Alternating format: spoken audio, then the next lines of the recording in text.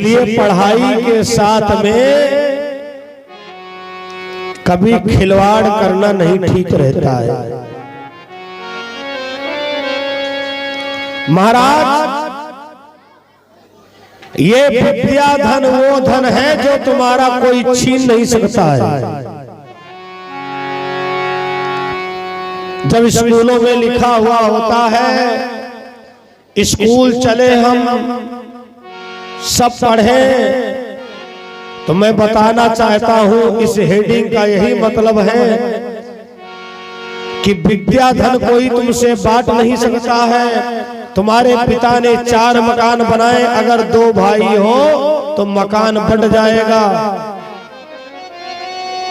महाराज राजा शांतनु ने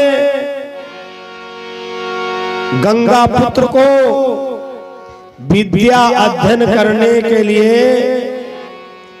महाराज बाबा परशुराम जी के वहां छोड़ दिया।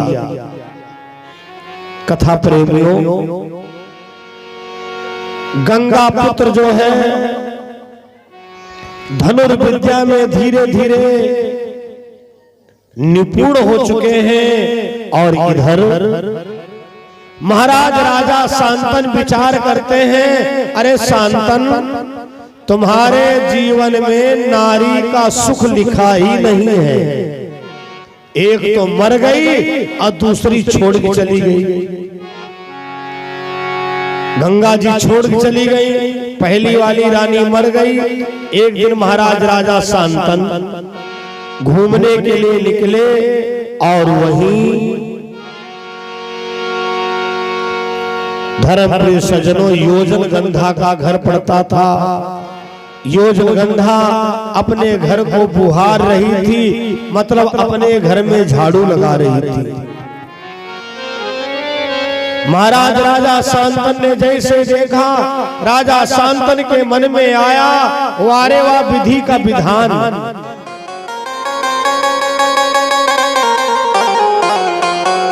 बेचारी कितनी सुंदर है, लेकिन मल्लाह परिवार में पैदा हुई है। अगर कहीं इसको राजा महाराजाओं के वहां का सुख मिल जाता तो वास्तव में ये रानी बनने योग्य है। तब तक राजा शांतनु की आत्मा ने धिक्कारा, अरे शांतनु, क्या तुम पागल हो गए हो? अरे तुम्हारा लड़का बराबर का हो चुका है और गुरुकुल में विद्या अध्ययन कर रहा है, दुनिया के लोग क्या कहेंगे? वाह राजा शांतनु। लेकिन जो बात अंदर बैठ जाती है वो निकलती नहीं है कि भोजन त्यागा निद्रा त्यागी सब त्याग दिए हैं काम।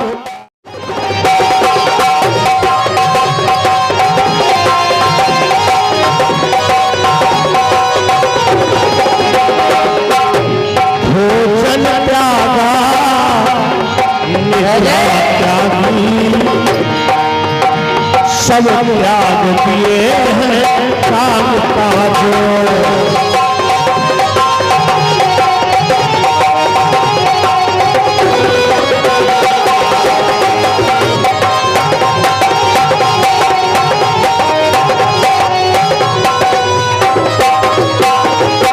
महाराज राजा शांतनु ने भोजन करना त्याग दिया, रातों की निद्रा को त्याग दिया। एक दिन मंत्री महोदय ने पूछा, महाराज, हम कुछ दिनों से देख रहे हैं आप भोजन भी नहीं करते हो, रात में सोते भी नहीं हो। महाराज राजा शांतनु ने कहा, हमको अपने हाल पर जीने दो। कुछ समय के बाद धर्मप्रिय सज्जनों, गंगा पुत्र आनी देवदत्त धनुर्विद्या सीख करके अपने घर आए। और जब घर आए तो महाराज राजा शांतन की दशा देखी। अरे राम राम राम, यही हाल रहा तो महीना 2 महीना में हमारे पिताजी मर जाएंगे।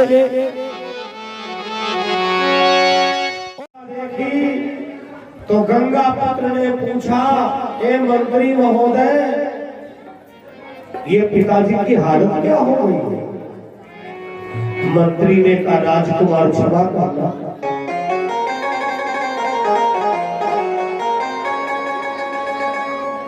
मैं खुद बड़ा चिंतित हूँ कि बहुत दिनों से महाराज की ऐसी दशा होती चली जा रही है।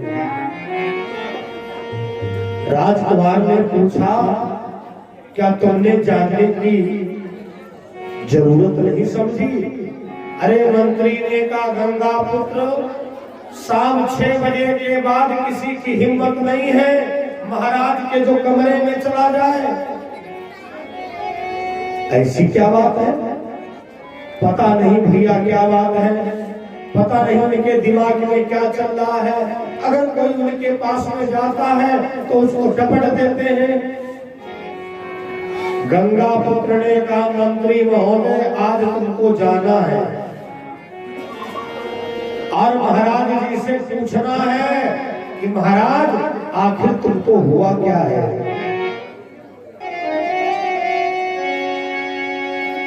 मंत्री ने विचार किया, अगर नहीं जाता हूं तो गंगा पुत्र का दुश्मन बन जाऊंगा, और अगर जाता हूं तो महाराज राजा शांतन हो सकता हमें नौकरी से भी निकाल दे।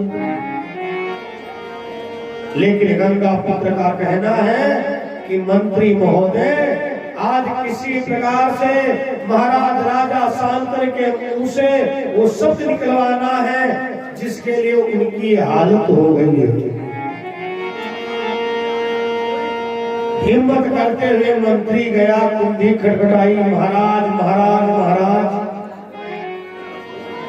राजा शांतन ने आवाज दिया, मंत्री महोदय, अरे जब तुमको मालूम है शाम सूर्यास्त के बाद हम किसी से बात नहीं करते हैं, तुम्हारी हिम्मत कैसे पड़ गई? मंत्री ने कहा, महाराज आपको बताने के लिए आया हूं, गंगा पुत्र धनुर्विद्या सीख करके आ चुके हैं और उन्होंने जब से तुमको देखा है बस वो हमारे ऊपर हावी है। अरे महाराज की दशा हो गई, महाराज की कैसे दशा हो गई। राजा शांतन ने कुंडी खोल दिया और मंत्री को अंदर बुलाया और लिपट करके रोने लगे। मंत्री,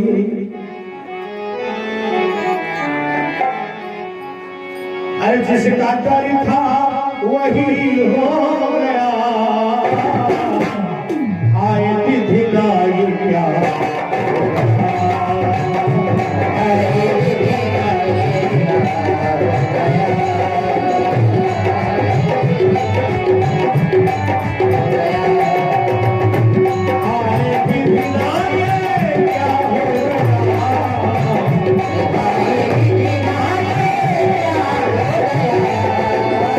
जिसका डर था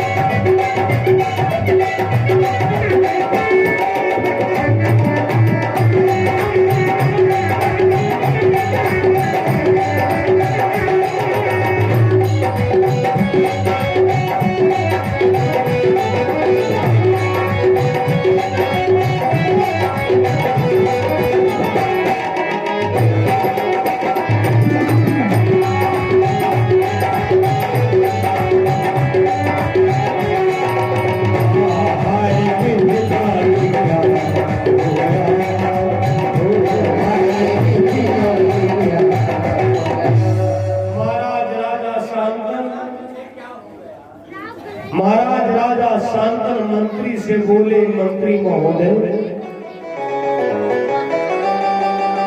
मैं यही सोच रहा था कहीं ऐसा ना हो गंगा पुत्र हमसे आकर के पूछे तो मैं उसको जवाब क्या दूंगा। मंत्री ने कहा, राजन, गंगा पुत्र ने हमसे कहा कि महाराज से पूछ करके आओ। अब महाराज ये बताओ, मैं गंगा पुत्र को जवाब क्या दूंगा करके? गंगा पुत्र को जवाब क्या दूंगा करते? महाराज राजा शांतनु ने कहा, मंत्री महोदय,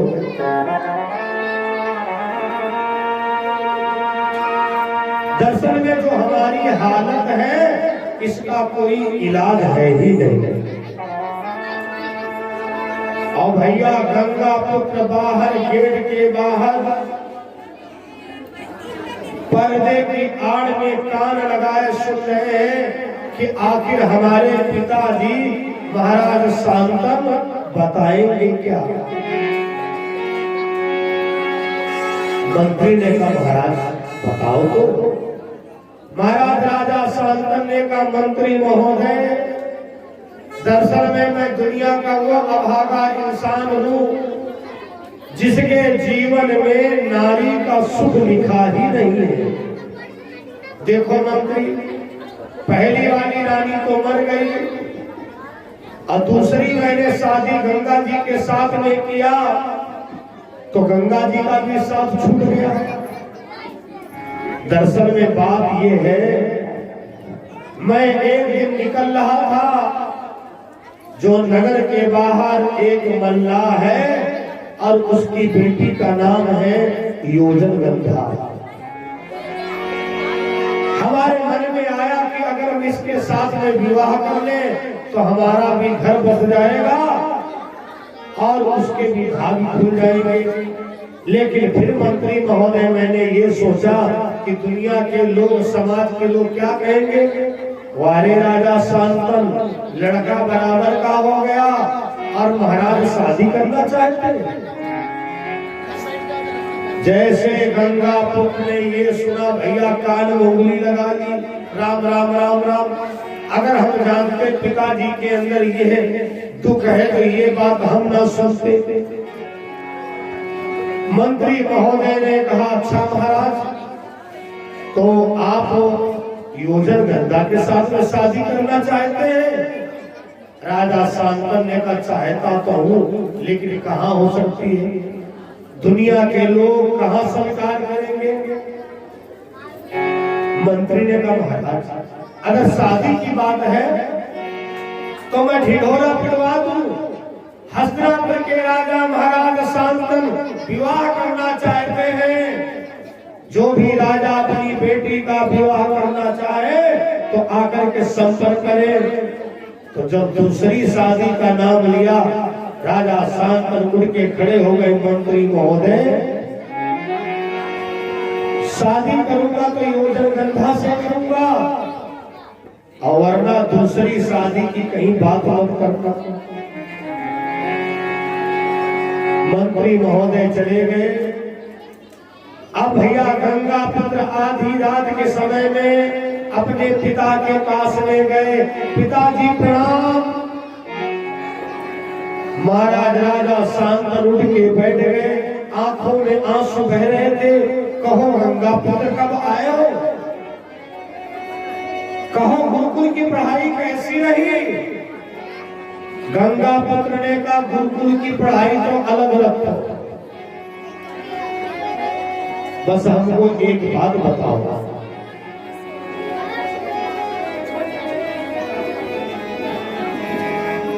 चिंता हो किसी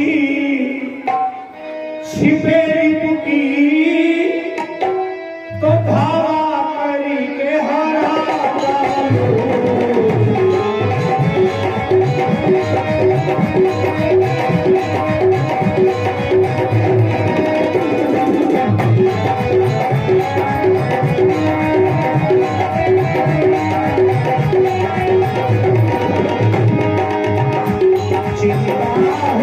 किसी छिपे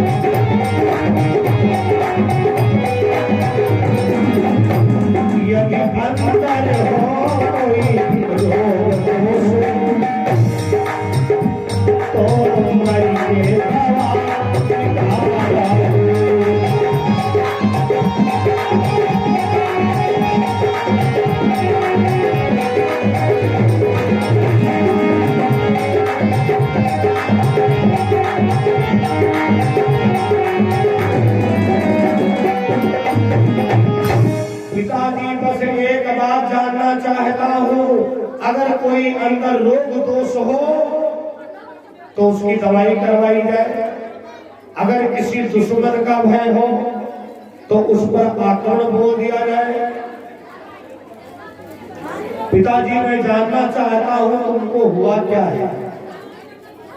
महाराज राजा शांतन ने कहा गंगा पुत्र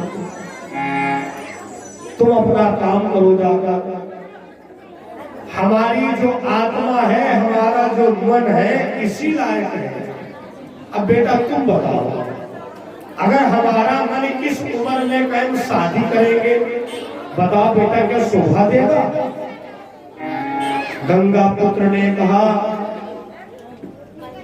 तो आज गंगा पुत्र ने पूछा पिता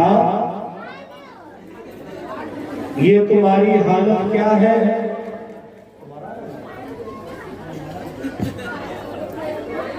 मैं जानना चाहता हूं पिता। महाराज राजा शांतन ने कहा बेटा अगर मेरा मन ये कहे कि बेटा हम शादी करेंगे तो बताओ क्या जायज है। अरे गंगा पुत्र ने कहा पिताजी हम तो आपसे कहने वाले थे, दरअसल में हमारे जीवन में सब कुछ है लेकिन हमारे घर में एक माँ की कमी है। पिताजी ये तो उससे पूछो जिसके जीवन में माँ का सुख चला जाता है। राजा शांतन ने कहा बेटा धन्य हो तुम, लेकिन जो तुम कहना चाहते हो वो कहाँ संभव हो सकता है। अरे पिताजी आप आदेश करिए, मैं अभी ऐलान करवा दूंगा हस्तिनापुर के राजा महाराज शांतन विवाह के लिए राजी हो गए हैं और आपका सुंदर राजकुमारी के साथ विवाह करवा दूंगा। राजा शांतन ने कहा बेटा मैं राजकुमारी के साथ नहीं विवाह कर सकता हूँ। तो पिताजी किसके साथ करोगे। कृष्ण भगवान की आप हमारे भगवान नाम संकीर्तन कर ले और उसके बाद में बस 20 मिनट की चर्चा शेष बची है।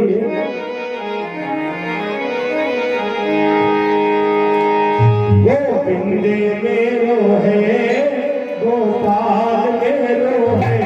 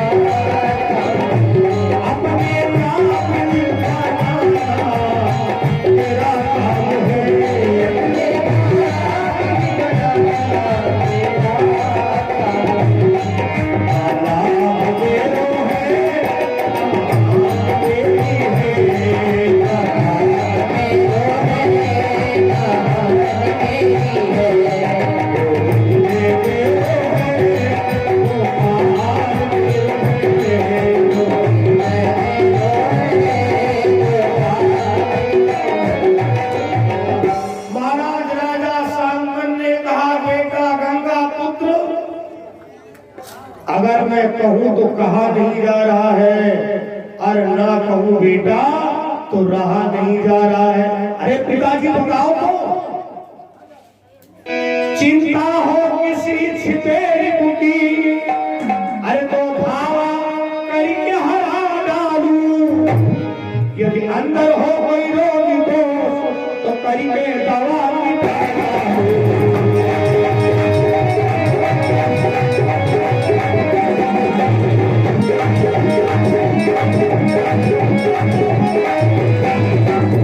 अरे पिताजी, अगर किसी शत्रु का डर हो, आप ये मत सोचिएगा कि गंगा पुत्र छोटा है। अरे पिताजी, चाहे जितना बड़ा बलवान हो, मैं अकेले ही उसको जीत करके आऊंगा।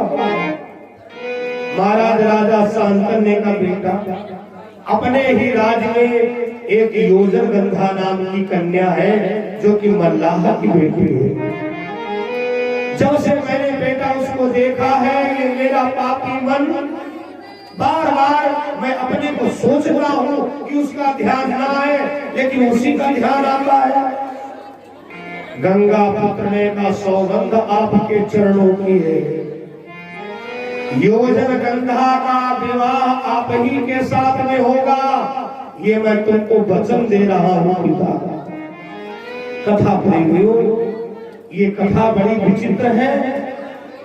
इसी कथा के द्वारा आप लोग जानेंगे कि देवदत्त से इनका नाम भीष्म पितामह को पड़ा है। 101 रुपया भैया पप्पू पहाड़ के द्वारा, 251 पे भैया राकेश गुप्ता जी, जो कि हमारे दीक्षा गुरु मुजेहरा धाम आश्रम से जुड़े हुए हैं। गुप्ता जी को शब्दों में है, साधुवाद है, आशीर्वाद है। 251 पे आपके द्वारा यज्ञ के दान दिए हैं। कथा प्रेमियों, देखो, हम अपने ही समय में 5 मिनट पूरे आपको दान करने का मौका दिलवाएंगे। बाकी तो पर्चियां तक चल रही हैं, लेकिन जब मील बंद होने वाला होता है तो मील डायरेक्ट कहता जितना गन्ना हो ले आओ। तो अभी तो पर्चियां चल रही हैं, और जब 5 मिनट रह जाएंगे तो आपका पार डायरेक्ट यज्ञ भगवान से जुड़वाएंगे। जो भी जिनको दान करना फटाफट आते जाना, सबका नाम बोलते जाएंगे। बोलो यज्ञ पुरुष भगवान की। और क्या नाम भैया का, नीलू ना बोलता, क्या नाम है, सीलू। हाँ, सीलू भैया जी ने इच्छा व्यक्त किया है लड्डू गोपाल वाली कथा कब होगी। दरअसल में समस्या ये है, यज्ञ में कोई समय का फिक्स नहीं होता है, लेकिन कोई बात नहीं, हम बड़े निधर कथावाचक हैं।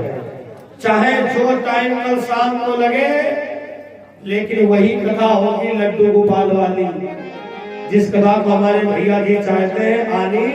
श्री कृष्ण जन्म उत्सव कल खूब टापियां लुटाई जाएंगी, मखाना लुटाए जाएंगे। अब गुब्बारा तो लगे हैं, और जो कुछ कमी बेसी होगी और लग जाएंगे। बड़े धूमधाम से कान्हा जी का जन्म उत्सव कल शाम की बेला में मनाया जाएगा।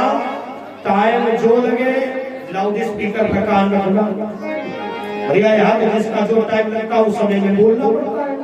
पहले भी बोलना, बीच में बोलना, आखिर बोलना है, जब टाइम लगे तब बोलना है। लेकिन ये गारंटी है कल शाम को कृष्ण जन्मोत्सव धूमधाम से मनाया जाएगा। और जब हमारा टाइम लगे, अगर टाइम उतना हो तो समय से आ जाना। बोलो रामचंद्र भगवान की जयकारा उच्च स्वर से लगाए। वैसे जो लोग हमारे YouTube चैनल से जुड़े हुए हैं, जब भी लाइव प्रसारण होता है उनके मोबाइल पर सूचना पहुंच जाती है, लेकिन कहो आज महाराज नहीं पहुंची, आज सर्वर बाबा डाउन हो गए, लेकिन कोई बात नहीं है। कार्यक्रम आपका वीडियो रिकॉर्डिंग चल रही है। मंच से उतरने के बाद 2 घंटे के बाद सबके मोबाइल पर एक कथा पहुंच जाएगी, बाकी कार्यक्रम पहुंच चुके। बोलो बांके बिहारी लाल की। क्या बात है, पीछे वाले भैया लोग जैसे जय बोलना चाहिए वैसे बोले हैं। देखो अब एक बात बता दें, जय बोलना कैसे चाहिए। जब हम जय बोले तो आपको कहना चाहिए जय हो। जब ऐसे हाथ उठाओगे, अच्छा हाथ क्यों उठाए जाते, मैंने प्रसंग उल्लेख लगा दिया। जब हाथ उठाते हो तो भगवान को समर्पित हो जाते हो। जब हम हाथ उठाते तो भगवान को समर्पित हो जाते हैं, और जब समर्पित हो जाते हैं तो भगवान का कृपा का हाथ तुम्हारे ऊपर हो जाता है। इसलिए जब भी जय बोली जाए तब धीरे नहीं बोलना चाहिए, इतनी जोर से बोलो। मैं तो धन्यवाद देता हूँ इस सत्संग हाल को, इस सत्संग हाल को देख करके वो भजन याद आता हमको, आंधी आए तूफान आवे या आवे बरसा।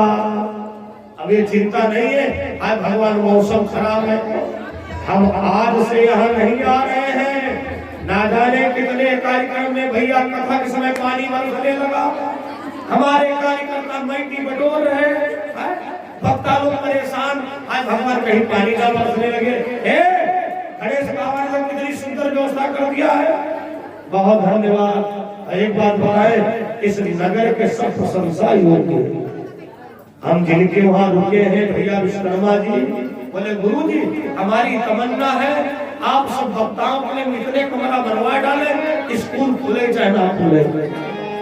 हमने कहा आशीर्वाद है पूरे गांव वालों को, और वास्तव में आपके गांव की हकीकत में ये बात नहीं मैं मंच में प्रशंसा कर रहा हूँ, ऐसे कुछ गांव ही मिलेंगे जिन गांव के अंदर डीसीएम लिए चले जाओ भैया, कुछ गांव ऐसे होते हैं जहां पर ठेलिया नहीं पहुंच पाती है। आशीर्वाद है जो सुंदरता गांव की है आप लोग ऐसे ही बनाए रखो।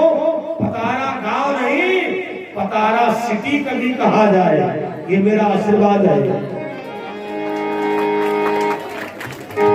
बंधु प्रसंग चल रहा था, बड़ा मालूम प्रसंग है और समय के अंतर्गत सेवा करना है। बंधु गंगा पुत्र ने अपने पिता से वचन दिया कि आपका विवाह मैं योजन गंधा से ही करवाऊंगा। बस कथा यही से समझने वाली है। गंगा पुत्र घोड़ी पर सवार होकर आज योजन गंधा के पिता से मिलने के लिए गए। जैसे योजन गंधा के पिता ने देखा, अरे हस्तिनापुर के राजकुमार कैसे आना हुआ। गंगा पुत्र ने उतर करके प्रणाम किया, सुनो सुनो अब आप मल्लाह नहीं हो, आप रिश्ते में हमारे नाना हो चुके हो।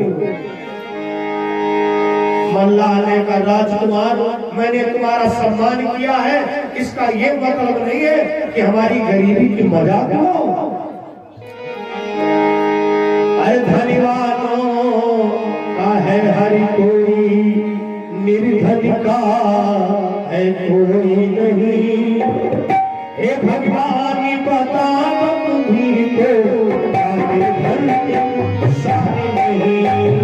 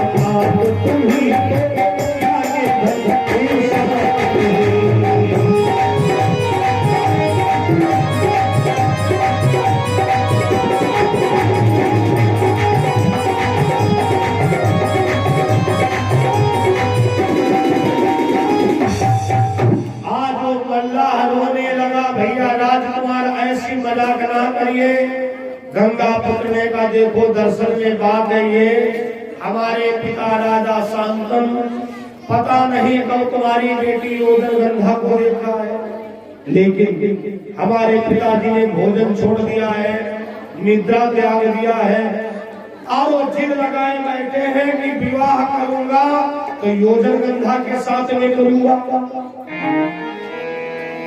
उस मल्लाह ने कहा भैया गंगा पुत्र, चलो शादी करने को तुम अपनी बेटी की कर देते, लेकिन आने वाले समय में हस्तिनापुर की गद्दी पर तुम ही बैठोगे, हस्तिनापुर के राजा तुम ही बनोगे। महाराज राजा शांतनु कुछ दिनों के बाद भैया वृद्ध हो जाएंगे तो मर जाएंगे। गंगा पुत्र ने किसी जगह पर एक प्रतिज्ञा कर लिया है जो कि उनको भीष्म पितामह की डिग्री दिलाएगा। गंगा पुत्र ने कहा मैं प्रतिज्ञा करता हूं अपने जीवन में ना ही मुकुट धारण करूंगा और ना ही इस जीवन में मैं विवाह करूंगा। भैया योजन गंधा के पिता को बात मंजूर हो गई। कथा प्रेमियों, महाराज राजा शांतनु का योजन गंधा के साथ में विवाह हुआ। योजन गंधा से पड़ा सत्यवती शुभ नाम, योजन गंधा से उनका सत्यवती नाम पड़ता है। कथा प्रेमियों, इसी जगह से गंगा पुत्र ने अपना मार्ग बदल दिया है और अपना मार्ग क्या चुना? मन लागो मेरो यार फकीरी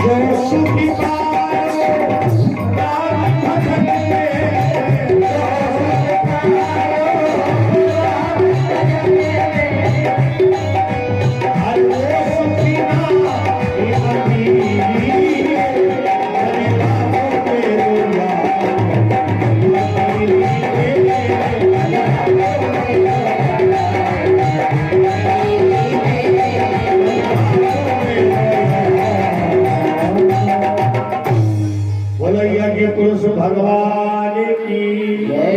इसी जगह से इन्होंने मार्ग बदल दिया। पूजा पाठ में हर समय लगे रहते हैं।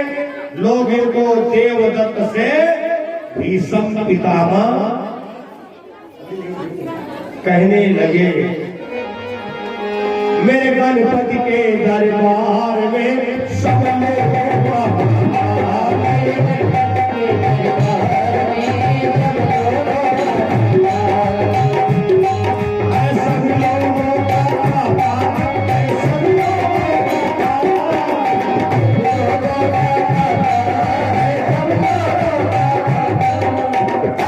सोचने का समय नहीं है। ये मन समय से बड़ा पाबंद रहता है। 11:24 हो चुके हैं।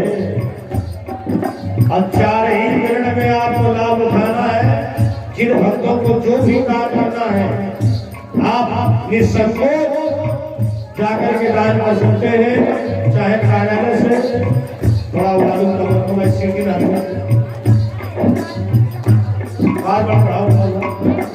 देखिए भक्तों के द्वारा दान चल रहा है। माताएं भी अगर जो करना चाहती हैं निसंकोच आप दान कर सकती है।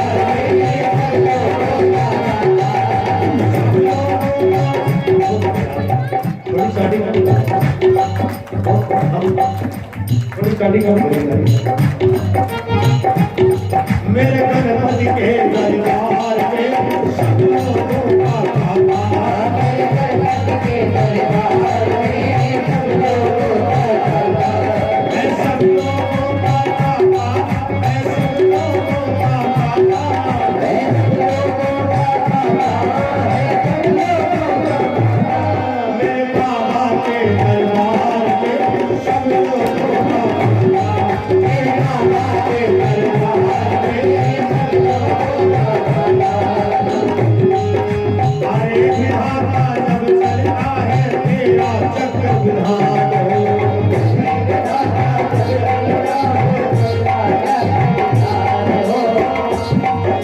धनवानों को निर्धन करता, निर्धन को धनवान हो, धनवानों को निर्धन करता, निर्धन को धनवान हो। मेरे बाबा के दरबार में सब लोगों का काबा, मेरे बाबा के दरबार में सब लोगों का काबा, मेरे गणपति मैं तो आया तेरे द्वार पे, जाने मेरी